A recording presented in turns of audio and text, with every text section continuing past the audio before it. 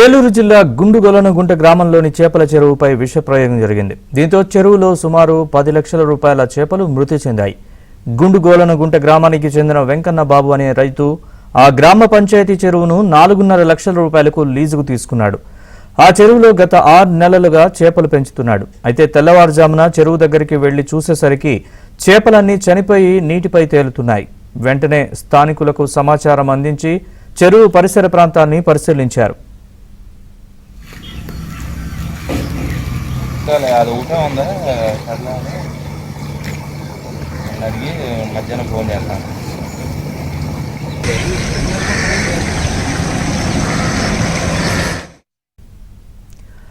ఇక చెరువు గట్టుపైన చెరువు లోపల పురుగుల మందు అవశేషాలు కనిపించాయి. దీంతో చెరువులో విషప్రయోగం జరిగిందని, అందుకే చేపలు మృతి చెందాయని రైతు చెబుతున్నాడు. ఇప్పటి వరకు లీజుతో పాటు సుమారు 14 లక్షలకు పైగా చేపల పెంపకానికి పెట్టుబడి పెట్టినట్లు బాధిత రైతు ఆవేదన వ్యక్తం చేశాడు.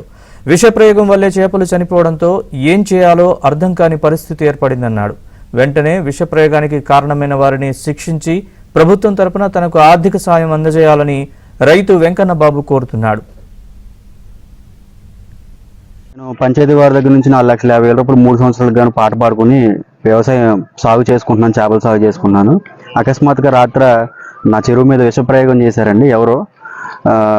నేను పాడుకున్నది మొత్తం కలుపుకుని దగ్గర 14,50,000 రూపాయలు నేను పెట్టుబడి పెట్టుకున్నానండి. దీనికి ఇప్పుడే వచ్చే నెలలో పడదాం అని అనుకుంటున్నాం, కానీ అకస్మాత్తుగా మొత్తం చనిపోయిన విషప్రయోగం వల్ల.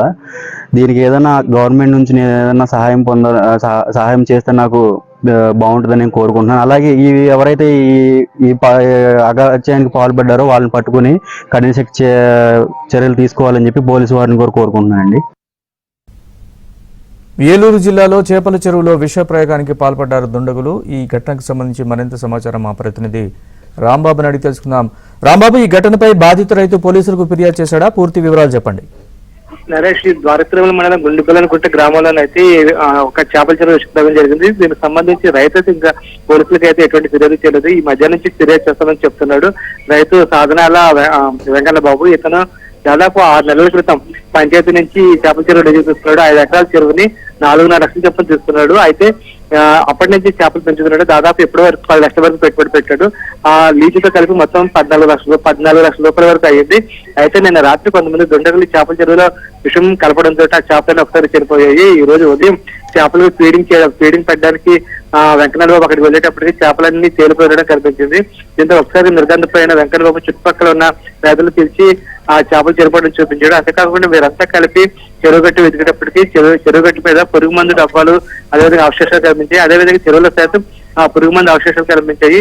దాంతో కావాలని కొంతమంది దుండగులు చేపల చెరువులో విషప్రయోగం చేశారని చెప్పి రైతు వెంకన్నబాబు ఆవేదన వ్యక్తం చేస్తున్నాడు. అంతేకాకుండా ఈ సంఘటనకు సంబంధించి ఎవరైతే పాల్పడ్డారో వాళ్ళు అరెస్ట్ చేయాలి, వాళ్ళని అరెస్ట్ చేయాలి, న్యాయం చేయాలని చెప్పి కోరుతున్నాడు. అంతేకాకుండా ప్రభుత్వం నుంచి తనకు ఆర్థిక సహాయం కూడా అందించాలని చెప్తున్నాడు. అయితే ఈ చేపల చెరువులో విషయం కలిపిన వారు ఎవరో మాత్రం ఇంతవరకు తేలలేదు. కావాలనే కొంతమంది దుండగులు అంటే వెంకన్న బాబుకు వేరే వారికి ప్రత్యేక వర్గానికి ఏమైనా గొడవలు ఉంటే అటువంటి వారు ఎవరైనా కలిపి ఉండొచ్చు అని చెప్పేసి దానిపైన అనుమానం వ్యక్తం చేస్తున్నారు. కానీ వెంకన్న బాబు మాత్రం నాకు ఎవరితో విభేదాలు లేవు, ఎటువంటి ఘర్షణలు లేవు అని చెప్పి అంటున్నారు. వీరితో అయితే అసలు ఎవరు కలిపారో చేపల చెరువులో విషయం అనేది మాత్రం తేలాల్సి ఉంది. నరేష్.